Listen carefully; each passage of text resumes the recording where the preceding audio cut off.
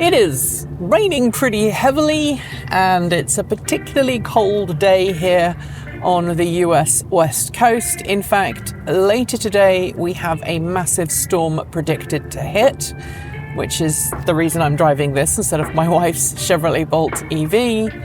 And, well, I have to go to our local mailbox and pick up some of the wonderful mail that you have all been sending us. So I figured it would be the perfect time to sit you all in the passenger seat, take you for a drive, and give you a bit of a channel update.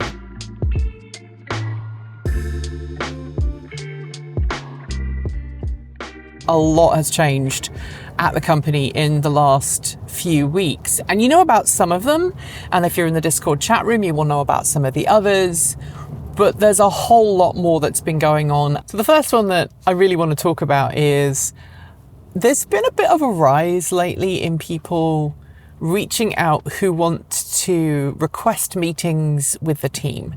And I want to highlight here that the requests are incredibly benign, right? I don't for one second think that any of them have any kind of ulterior nasty motives. But I've heard from like a half dozen people who are doing things like, hey, I'm in the area, can we meet up with you for a meal? Or can you come to this particular place for a coffee? And it's wonderful. It's wonderful that so many people are coming to the Portland area who want to say hi. And I think that is amazing. Because we are such a small channel, there's only 3 of us now. We don't have a whole lot of spare time during the day to be out and about. And secondly, I want to remind you all that as creators, parasocial relationships are a thing, and they influence how we react. So you guys see us multiple times a week, myself or one of the other team members on the channel, talking to you directly in your homes or on your mobile phone or wherever you watch our stuff. And you probably know us pretty well, but we don't know you. And imagine how you would feel if someone that you didn't personally know reached out and asked you to go have a meal or a drink or to meet up and do something. It might give you pause to stop and think. And as I said, I don't believe that anyone who's asked has any kind of nasty ulterior motives. But for the safety of myself and the rest of the team, we generally do not meet up with people off the basis of them reaching out and saying, hey, can we meet up? Because we've also had legitimate death threats sent our way in the past, legitimate doxing, people sending photos of my house and of other team members' houses or addresses or whatever. And it can be really disconcerting. And I want to just highlight, if you live in the area that I'm in right now and I'm filming, you've probably spotted me out and about on the road. I don't hide my truck or my car or my bike. And if you happen to come across me locally just saying, hi, hi Nikki, how are you doing? I watch your stuff. That's totally okay. Because, most people are really smart about such things, right? They understand that there is this, there's this barrier, right, between someone that comes into your home every day or every week and just another random stranger on the road. And most of you are really nice. I had someone actually reach out not so long ago going, hey, was that you I saw driving along this road in your truck? And I responded with, yeah, it was.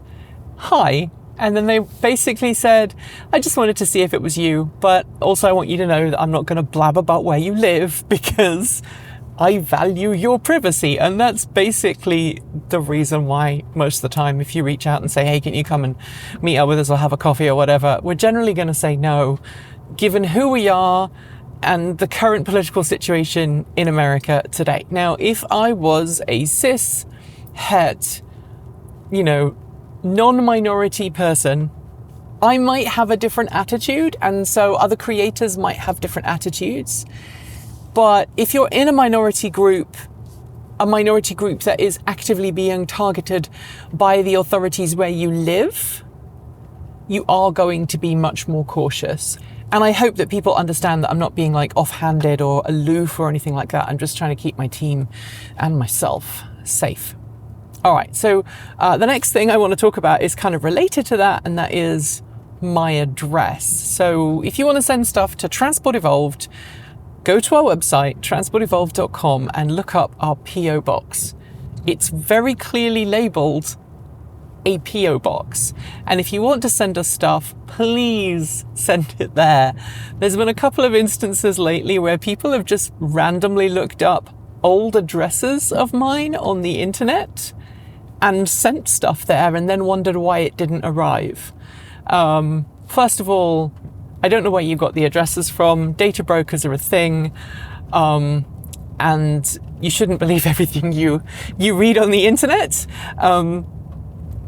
And secondly, if you do figure out my home address, as at least 2 people have done, don't just send it to my home address, send it to the PO box, because it is, again, really disconcerting to have a giant package arrive at your house addressed to you that you have no idea where it's from until you look at the label. And again, while well-meaning, well-intentioned people are really wonderful, and I love that they think of us and what we're doing, just please remember that we need that little buffer to keep us safe. So, mail picked up. There wasn't a lot of mail today. It was just 1 bill and 1 check. So thank you to one of our wonderful long-time supporters, Bennett, you know who you are, for sending us that check, and boo to the person who sent us a bill. It was our insurance company, so we kind of have to make sure we pay that bill. But yeah, we make this trip like once a week or so. Sometimes people ask, have you got it? Have you got it? If you're sending us something to our PO box, it is away from where I live on purpose. So please make sure that you let us know if you're planning on sending something to us. Partly because the mailbox people don't like it if there's just random stuff turning up for us, especially if it's not labeled properly. And we've had some issues in the past where people have tried to send stuff to the show and they've not labeled it properly and it's had to go back. So let us know if you're going to send something to us. And if you want to send something specifically to one of the team members, make sure you put their name and then care of Transport Evolved. Because again, if you just put their name and you don't put Transport Evolved, it won't be accepted by the post box. That's just the rules that they have. There was some change in federal law not so long ago, and it did affect the parcels that we can get and how we can get them. All right, the horrible stuff out of the way. And yeah, I do view that as the horrible stuff because I hate talking about it. Let's talk a little bit about some of the changes that have been happening to Transport Evolved. Okay, so as you know, Kate Walton-Elliott left the channel at the start of this month. She's doing great. She's off running her own company, which is called Antithesis Press. It's a queer trans publishing company that is working really hard to lift diverse voices at a time when so many voices are being quashed by, I don't want to say jackbooted authoritarianism, but you get my drift. There's lots of authors who are from minority backgrounds who just don't get a fair whack in the publishing world. And so Kate and her partner are working really hard to fix that. So go support them at Antithesis Press. If you haven't gone already, it's a great website. Go and give it a look. And Kate is still around, right? She's going to come back and we're going to do a video at one point or another when she finds something she wants to do a video with us about, and we'll figure it out. So I know a couple of people were like, oh, you and Kate had a falling out. No, we didn't. We're still good friends. I was actually talking to her earlier today. It worked really well for us. We needed to change some of our plans for TE. She needed to focus on the publishing, and she'd been telling us that for a while. And so it all worked out really nicely, and we were able to just, make that transition happen at a sensible time. All right. So with only 3 of us now at the channel, so myself, Vi, and Erin, the way that we make content and the resources that we have has now been reduced. And, I think it goes without saying that every YouTube creator, whether they're kind of more entertainment or like us, more journalist in their beat, have been suffering as AI slop, and lots of it has been proliferating into the space, and the algorithm has been punishing people for doing certain types of videos, and our ad revenue has continued to tank. Our view count is not much different to what it was a couple of years ago, but our ad revenue has really tanked, and that has directly impacted our bottom line, and the cost of goods and services has gone up. Now, we have really dialed down the things that we are paying for. So we've got rid of any exterior hosting. We're hosting things locally now a lot more than we used to. We've changed some of our email providers, and we've got rid of some of the software subscriptions that we used to use. And that has helped with our bottom line a lot, but it can only do so much. And at the end of the day, when it comes to our continued survival, we're going to need your help more than ever. And that means promoting what we do on YouTube. That means promoting what we do on your favorite social media platform, making sure that you like and you comment on our videos. And also, if you are able, and legitimately only if you are able, making sure that you support us through, a financial means like Ko-fi or Bitcoin or any of those other things, just to help us continue to raise the funds that we need to continue to do what we do. In addition to that, as a consequence of us needing to keep the money coming in, I have come up with a very difficult decision that I have had to make, and that is we are going to be doing more sponsored content on our channel. Now, as that happens, we'll let you know, but I've reached out to various sponsors, potential sponsors, and I'm in the process of negotiating with them about paid adverts in some of our videos. Now, I would really like not to do that, but if being able to keep the channel running means that I have to do some paid placements in some of our videos, then unfortunately that's what we're going to do. Now, the policy is still going to remain the same, right? So I am going to be doing paid sponsorships that only make sense if you look at our audience and what they like doing, and what is considered adjacent to our industry. So we're not going to take adverts from EV companies. We're not going to suddenly start doing paid reviews. We're not going to start doing paid reviews full stop, but we might do paid sponsors in another video. So one company that I'm working with, bashing out a deal right now, if, and it is a big if, we get to a point where they agree, we will be doing an ad for their product within one of our other videos. It will be clearly marked as a sponsored segment. We will be clear if we have income that comes from that advert. And if there's an affiliate link, again, we'll be super clear with you about where that money goes and where it comes from. We are also going to start increasing the number of reviews that we do. They won't be paid reviews, but they will be reviews of adjacent products in the sector. And again, we'll be really specific about it. So there's one company that I'm working with right now who I think fingers crossed, we've got a deal with, who are going to send us a product for free to review. But the condition of them sending us that product was, you don't get to see our review until it's finished. You don't get to see the review until it's published online.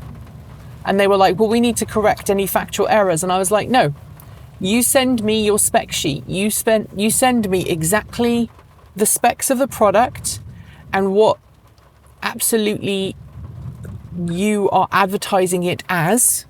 And when I come along and I do my review, I will be faithful to that document. So, for example, this is a hypothetical product, right? I'm telling you right now.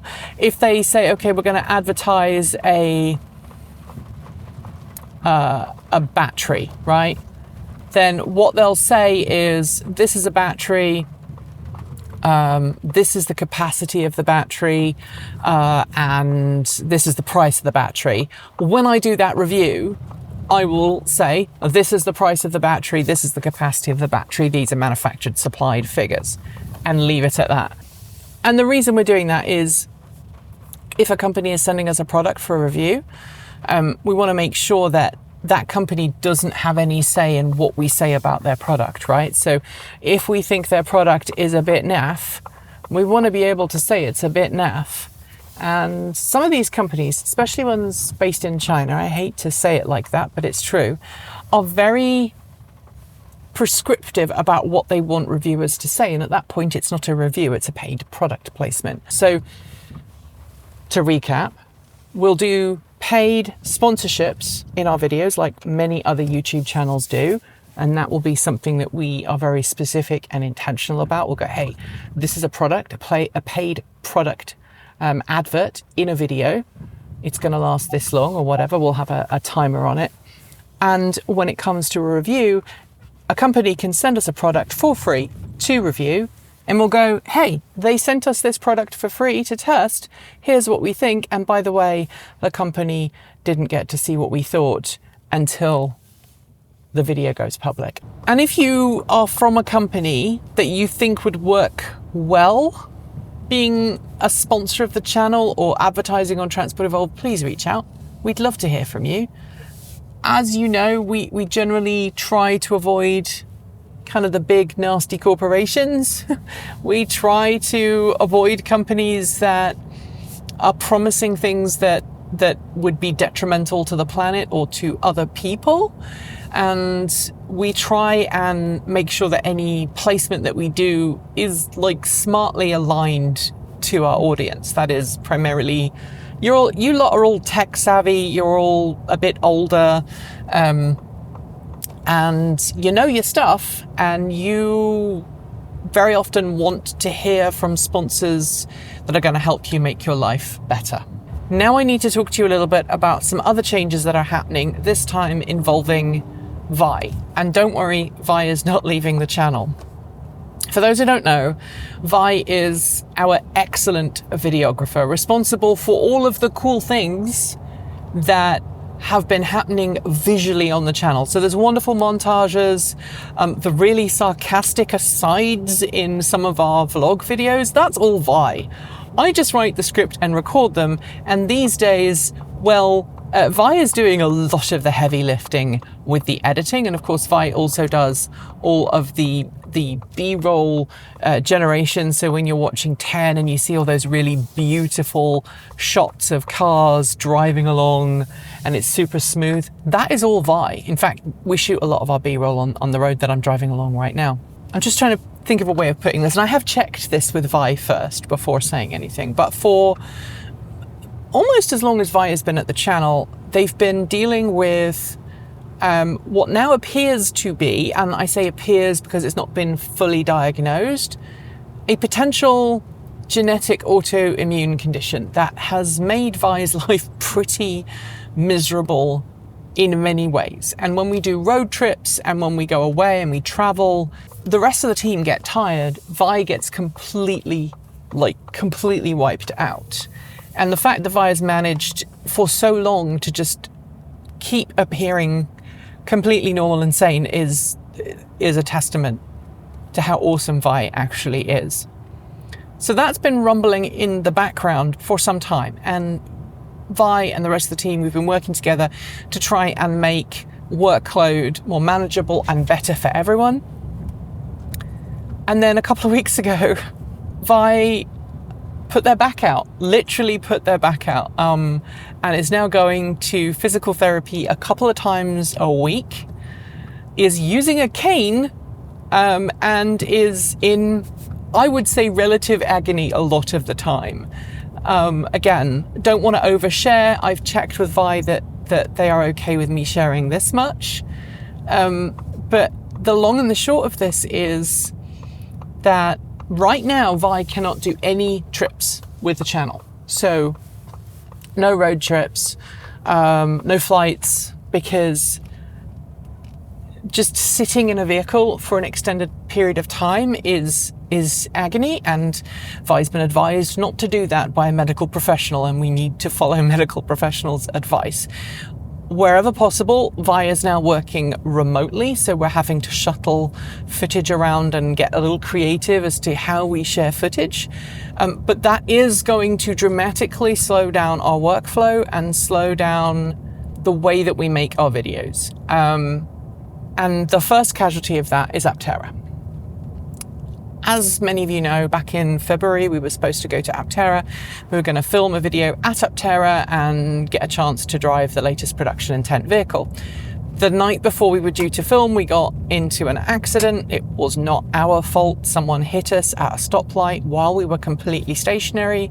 It gave everybody kind of whiplash and soft tissue injuries, which meant the next day we just weren't in a position to do anything. And so we ended up cancelling the shoot. Also, there was some question as to whether the vehicle, this truck that I'm driving right now, was damaged or not. And so we had to be really careful to make sure that there were no issues. And, as I put it to several people after the event, effectively, we decided not to gamble against the likelihood that there was something broken at the back of the truck, and that the very expensive $6,000 camera setup that we use on the back of the truck to make the pretty pictures wasn't suddenly going to detach itself from the truck and crash into the very, very expensive multi-million-dollar prototype Aptera.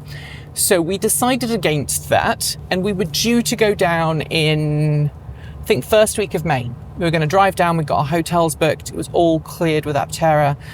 Today I sent an email to Aptera, which I think broke everyone's heart at the channel, and said, hey guys, Vi is really not very well right now, is kind of working reduced workload. We're not going to be able to use Vi. It's not advisable to drive down with Vi and do this, so it would either be just me, I can fly down, or I can drive down and film with like a GoPro style, or we can reschedule and wait when Vi is better. And right now the prognosis is that Vi will recover as long as we give Vi room to recover. And so that's the option that the folks at Aptera also opted for. So it was kind of a collaborative effort. Hey, we're not going to be on our A game. We can give you our B game, or we can wait. And the option was, we'll wait. So we've cancelled that trip. There are also, I think I can probably swear now because we're this far into the video, there's an epic shit ton of videos that are due to come out this year, car reviews. We've got a couple of Lucids coming. We've got the Gravity and the Lucid Air. We've got the Subaru, couple of Subarus, and we've got a couple of Toyotas, and we've got a Lexus. We've got a Polestar 4, which is going to be dropping next week. We already filmed that. But because of Vi's injury, the filming was much less intense than it normally would be, and Vi has had to be creative in crafting that review. We're going to try to carry on filming the reviews, but it does mean that I am going to be more heavily involved in actually capturing the B-roll. So right now I'm going to have to step up to the plate and capture more B-roll footage from all of the interior shots and the slider shots and the camera stuff, because Vi can't lift anything right now. So I'm going to be doing more of the heavy camera stuff. But if I'm out on location filming B-roll or helping with that, it means that I can't be in the studio filming other stuff. Which brings me to we're going to make less videos. We're not the first YouTube channel to do this. It is horrifying what YouTube is doing to the channel. Again, people constantly reaching out going, hey, welcome back. We missed you. Like, we haven't gone anywhere. We've been making content now straight for 10 plus years on that channel. In fact, nearly 15. And YouTube has been selectively shadow banning us, not recommending our content. It's not just us, it's other people on the platform too. A lot of EV YouTubers seemingly have just vanished off the platform, but if you actually go and look for them, they're still there, they're still making content. It's just YouTube's not recommending them anymore. Make of that what you will. Same with queer and trans and BIPOC, any minorities. They're just being quietly removed from the suggested playlist on YouTube. And it's causing a lot of people to just stop making content. For us, we're just going to focus more about content that we want to make. And that comes very much into the foreground when we talk about some of the projects that we want to make. So I am still stuck in my Vectrix project, not because I don't know how to do it, but because I just do not have the physical time to set aside to work on these projects. We are not a big channel. We don't have people editing videos and writing scripts and filming videos all in one go. I work on a script, I'll film the video, Vi will edit it, sometimes I will edit it. A lot of the videos in the last week have just been edited by yours truly, and Vi's just coloured them. And that impacts our workflow. And Erin, for those who aren't aware, Erin works almost exclusively on our thumbnails and also on our merch and our t-shirts. And it takes a really long time to make really good quality thumbnails. It's not something you can just kind of whack into an AI engine and spit out. I mean, you could, but we've got more authenticity than that. I know a lot of other channels are leaning heavily into AI. We're trying really hard not to. If you see it on our channel, the chances are it is 100% authentic. And if we ever modify anything, we modify a video, we let you know. That's only fair, right? But all of this means that we're going to make fewer videos, and we're going to commit to making 10 every week. 10 will absolutely happen come what may. But some of the other videos may occasionally not happen. There might be a week's gap. You might get 2 10s, like one Saturday to one Saturday and nothing in between. And if you get that, we're fine. It's just that we're working really hard on other content. And I've been watching as other people have been making these similar decisions, and they've resulted in better quality videos. They're happier about creating, and their overall income hasn't really dropped because YouTube is no longer rewarding you based on how frequently you post videos, but rather how controversial you can be.